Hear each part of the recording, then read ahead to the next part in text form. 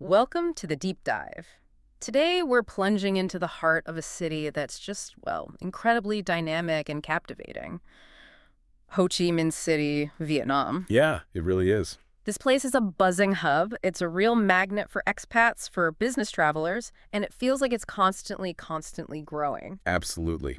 Nonstop. And if you've ever found yourself wondering, you know, what life is really like on the ground there, especially the practical stuff like settling in, Hmm. you're definitely not alone. hmm We know those questions about rent, about daily living costs. They can sort of swirl around, leave you scratching your head a bit. Yeah, they absolutely can. And to help navigate those very real questions, we've pulled insights from a really fantastic, long-standing source. It's Ho Chi Minh City Renting and Living Insights from MoveInStay.com. MoveInStay.com. Okay. And what's particularly great about this source is MoveInStay.com's incredible track record. I mean, they've been helping business travelers and expats find places to work, places to stay across Asia for like over 25 years. Wow, 25 years. Yeah, that's a quarter century of really focused experience. So it definitely establishes the credibility, the depth of the information we're about to explore for you. That deep history, that really makes a difference, doesn't it? It does. So our mission today is to distill the most important nuggets of knowledge about renting, about the overall cost of living in Ho Chi Minh City. We want to help you, our listener, confidently plan your budget, maybe sidestep some common pitfalls, and, transform you from just being curious to being genuinely well-informed about this vibrant city. Right. We're going to try and cut through the noise, deliver some practical and hopefully maybe some surprising insights that can help you feel right at home. So let's unearth what moveandstay.com has to say. Let's do it. Now, when people first start thinking about moving somewhere as vibrant and, well, bustling as Ho Chi Minh City, what's usually the first question that pops into their head? hmm For most people, I guess it's about the roof over their head, right? Rent. Always rent. Yeah. What's the immediate reaction to the rental prices there? Is it like surprisingly affordable, or does that bustling energy come with a hefty price tag? Right. Well, you've hit on the biggest piece of the financial puzzle straight away, rent. So our source indicates that for a one-bedroom flat, right in the city center of Ho Chi Minh City, you're typically looking at around 10,839,415 Vietnamese dong. Okay, dong. Yeah, VND per month, which works out to approximately $471 USD. 471 US. Okay. But what's fascinating here, and maybe a bit surprising for newcomers, is just how much those prices can fluctuate, like really fluctuate based on what you're looking for. How much are we talking? Well, if you're considering, say, a studio apartment, you might find options starting from around 5 million VND. 5 million, okay. But a one-bedroom apartment usually falls into a wider range, maybe 10 million to 15 million VND. 715, right. And if you need more space, a two-bedroom apartment typically starts from 15 million VND. And a three-bedroom, that can easily be 25 million VND and, upwards from there. These are average figures, obviously, but gives you a sense of the scale. That's a pretty wide range. It could certainly make someone's head spin a bit. So what's the secret sauce for, navigating those numbers and finding something that won't completely break the bank, especially when you see those higher figures? Yeah, good question. Well, there are a couple of key strategies, really. MoveAndStay.com points out a really significant cost-saving tip right off the bat, just venturing outside the city center. Okay. Doing that can actually slash your rent by around 30%. 30%. That's huge. It is huge. I mean, people It's a game changer for your budget, your lifestyle too, offers a more local experience. And this brings up another important point, negotiation. Haggling. Yes. Many foreigners don't realize this, but haggling is absolutely possible, especially for longer-term rentals. Think 6 months, a year, maybe more. Really? Definitely. Don't be afraid to try. You might be genuinely surprised at what you can achieve. Good tip. And one more thing to be hyper aware of, which often catches people off guard, utilities, particularly electricity. Right, you mentioned that. Yeah, Ho Chi Minh City can get quite hot, right? And if you're consistently running the air conditioning, your electricity bill can, well, skyrocket. How much are we talking? Our source highlights that for 2 or maybe 3-bedroom flat, electricity alone could hit up to $100 USD a month. $100 just for electricity. If that AC is left on for extended periods, yeah. Yeah. So budget accordingly and, be mindful of your energy use. Wow, that's a really good heads up about the electricity. Definitely not something you want to discover after you've settled in. Exactly. Now, with those rental figures in mind, how does Ho Chi Minh City truly stack up against its neighbors? in Southeast Asia. Is it considered a pricey outlier, or does it sort of fit within a broader regional picture? That's a crucial question, yeah, for context. Within Vietnam itself, Ho Chi Minh City is definitely the most expensive. Okay. For instance, our source notes that cities like, say, Da Nang are about 30% cheaper overall. That's factoring in both rent and general living costs. 50% cheaper in Da Nang. Right. But if we zoom out, connect this to the bigger picture of Southeast Asia, HCMC's rental prices are actually quite comparable to other major regional hubs. Think Bangkok or Kuala Lumpur. Oh, interesting. So similar to Bangkok. Yeah, in terms of rent. So while it's the priciest in Vietnam, it's not really an outlier in the broader regional context of major cities. That's really insightful. So it's not just about central versus outside the center, but which part of the city you choose. How much does your choice of district within HCMC truly influence how much you'll pay for rent? Oh, massively. Location massively impacts rent, almost more than anything else, I'd say. District 1, for example, being the absolute heart of the city, the main business hub, tourist hub, is consistently the most expensive. Yeah. No surprise there. Right. And then you have Thao Dien in District 2. This area has become incredibly popular with expats. Thao Duen, yeah, I've heard of that one. Right. You'll find prices significantly inflated there, partly because of high demand, international schools, green spaces, lots of Western amenities. You pay a premium for that expat bubble, sort of? You definitely do. But if you're aiming to save money, maybe experience a more local vibe. Areas like District 4, certain parts of District 7, or Phu Nguyen generally offer more affordable options. Okay. District 4, 7, Phu Nguyen. Yeah. The simple rule of thumb here is really the closer you are to the city center, those bustling tourist spots, business hotspots, the higher the price tag you can expect. Makes sense. Makes total sense. Okay, so we've got a handle on rent, which, as you said, is often the biggest piece of the financial puzzle. But living somewhere isn't just about the roof over your head, right?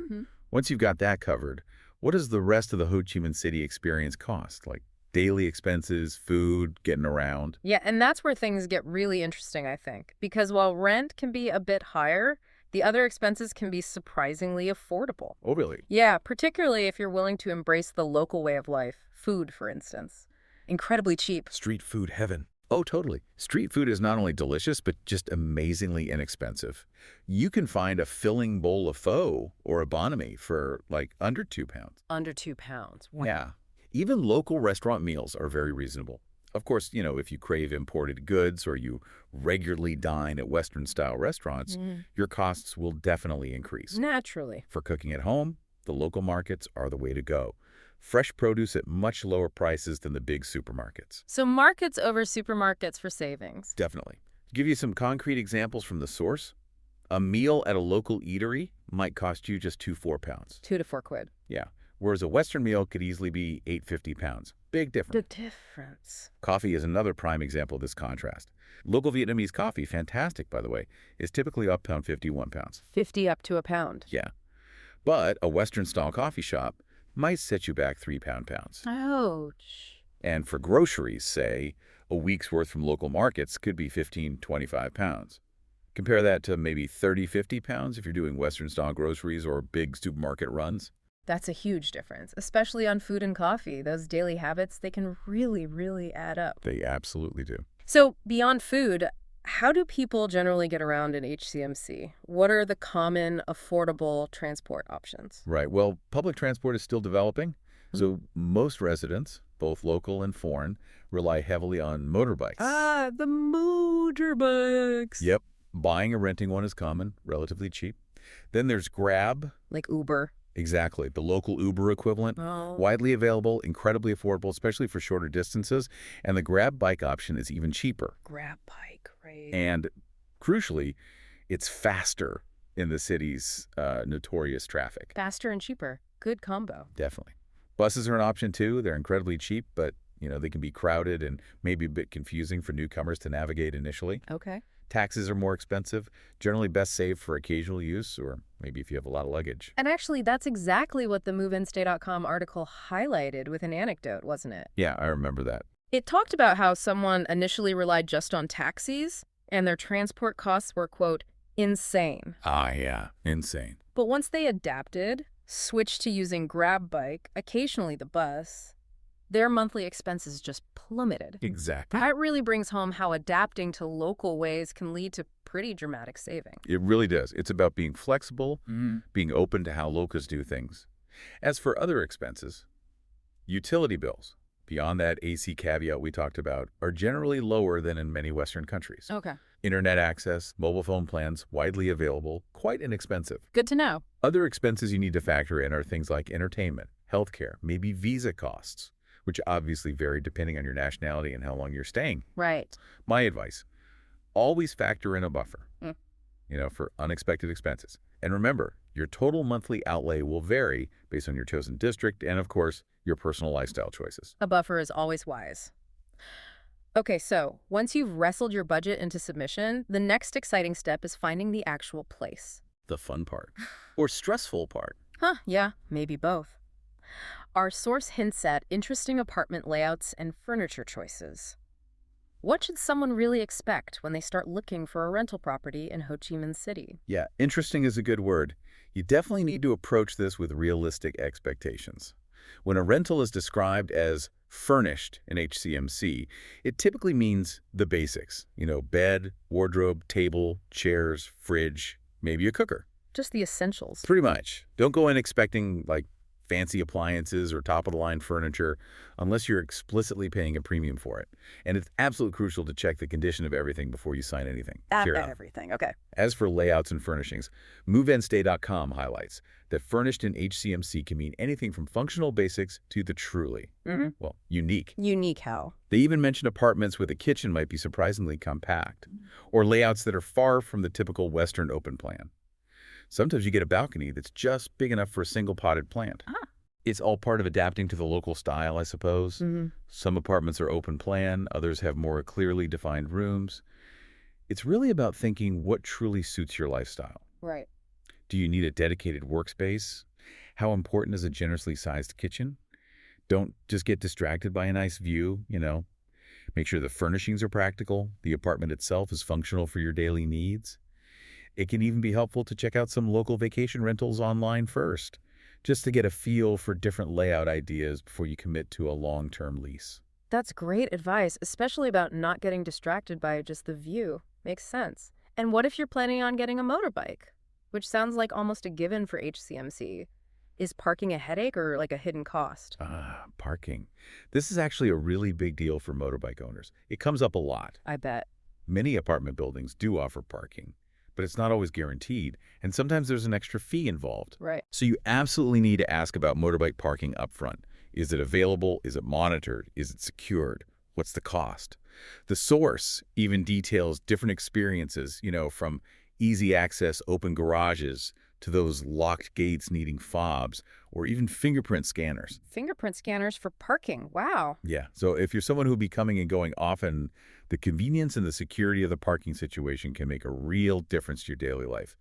It's definitely something to prioritize in your search if you plan to have a bike. Good to know. Okay, so beyond the practicalities of the apartment itself, what are some of the other important factors? Maybe potential challenges someone should be aware of when they're looking to rent in Ho Chi Minh City. What are the things that could truly catch you off guard? Okay, one of the most significant factors, and it's something MoveAndStay.com really emphasizes, is construction noise. Ah, the growth factor again. Exactly. Ho Chi Minh City is in this perpetual state of rapid development. Construction is just a constant presence, often starting early in the morning, continuing late into the evening. They're noisy. It can be genuinely disruptive, yeah. Yeah. The practical advice from our source is spend time in the area you're considering. Go at different times of the day just to assess the noise levels. Right, don't just see it at midday on a Sunday. Precisely.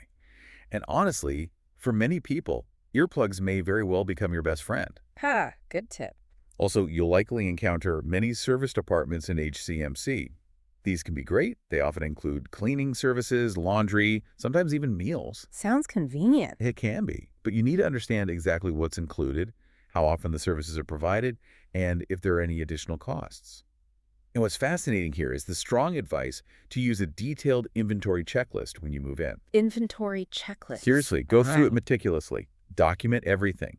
This is to avoid disputes over damages later on. Landlords or management can be quite particular about, stains or broken items, so you really want to protect yourself. Cover your bases. Got it. And finally, a really important point, patience. Patience is absolutely key during the rental search. Finding the right property takes time. It's not an overnight thing. Definitely not. The recommendation is to start looking about a month, maybe a month and a half, before your intended move-in date. Be flexible with neighborhoods, maybe consider a few different areas, and most importantly, don't settle for something that feels, slimy or just off. Trust your gut. Right. If it feels wrong, it probably is. Exactly. There are plenty of good options out there, so don't rush into a bad situation just because you feel pressured. That's invaluable advice, particularly the don't settle part. Speaking of neighborhoods, once you've been patient, done your research, where do expats typically gravitate towards? What are the most established sort of expat-friendly neighborhoods for renting in HCMC? Yeah, there are a few key areas that have truly become expat hubs over the years. Thao down in District 2, which is now officially part of Duc City, bit confusingly has been a longtime favorite. Countdown again? Right. Yeah. It offers a more relaxed, almost suburban feel, lots of green spaces, a high concentration of international schools, and just a wide selection of Western amenities, restaurants, cafes. So good for families, maybe. Very popular with families, yeah. While the rent tends to be higher here, you're kind of paying for that convenience and a certain lifestyle. The pros are clear. Schools, parks, Western stuff. The cons? Well, it can feel a bit disconnected from the city's main hustle and bustle sometimes, and traffic getting in and out can be a real pain during peak hours. Traffic is always a factor there, it seems. Always. Then there's Phu Mai Hung in District 7. Phu Mai Hung. Okay. This is a very well-planned, modern area. It's particularly popular with tech expats, also families seeking a quieter environment. It boasts really modern infrastructure, excellent security, and it's close to many international companies and business parks down there. So more modern, planned, maybe less chaotic. Generally, yes. It's a bit further out from the city center than Thao Dien, but it offers a very pleasant, comfortable living environment. Good option. And for those listeners maybe looking for something a bit different, perhaps a mix of local and international or something more central, are there other districts worth considering? Oh, absolutely. Binh Thanh District is becoming increasingly popular. It offers a great blend, I think, of local and international influences. And generally, it provides better value for money compared to, say, District 1 or Thao Dien. Better value in Binh Thanh. Yeah, but it can be a bit more chaotic, a bit more densely populated. Just depends what you like. And of course, there's District 1 itself, the vibrant city center. It's always lively, endless entertainment options right on your doorstep. Yeah. But be prepared for it to be noisy, crowded, and naturally to pay the highest rents. Trade-offs everywhere. Exactly. Ultimately, the best district for you will truly depend on your individual needs, your preferences, what kind of vibe are you looking for, how close do you need to be to work, and, of course, your budget. Makes sense. Well, we've certainly covered a lot today on renting and living in Ho Chi Minh City. It really sounds like finding your ideal spot can be a bit of a journey. It can be. And you might find yourself scratching your head at some of the apartment listings or just the nuances of how things are done there. Definitely some head-scratching moments. But as we've learned from moveandstay.com, with a bit of patience, a willingness to adapt, and just knowing what to look out for, you really can find a great spot that feels like home. Absolutely. It's all about balancing those lifestyle desires with your budget and, I guess, understanding that local rhythm. Absolutely. And, when you consider the incredible bustling energy, that unique rhythm, the sheer adaptability required for life in Ho Chi Minh City, it makes you wonder, doesn't it? What aspect of living here, perhaps the surprising affordability of the local food, maybe the reliance on motorbikes for transport, or just navigating that dynamic rental market, what truly challenges your expectations or assumptions about urban life in Southeast Asia? That's a really powerful question to ponder. One that makes you think about how different urban living can be across the globe. Thank you so much for joining us on this deep dive into Ho Chi Minh City.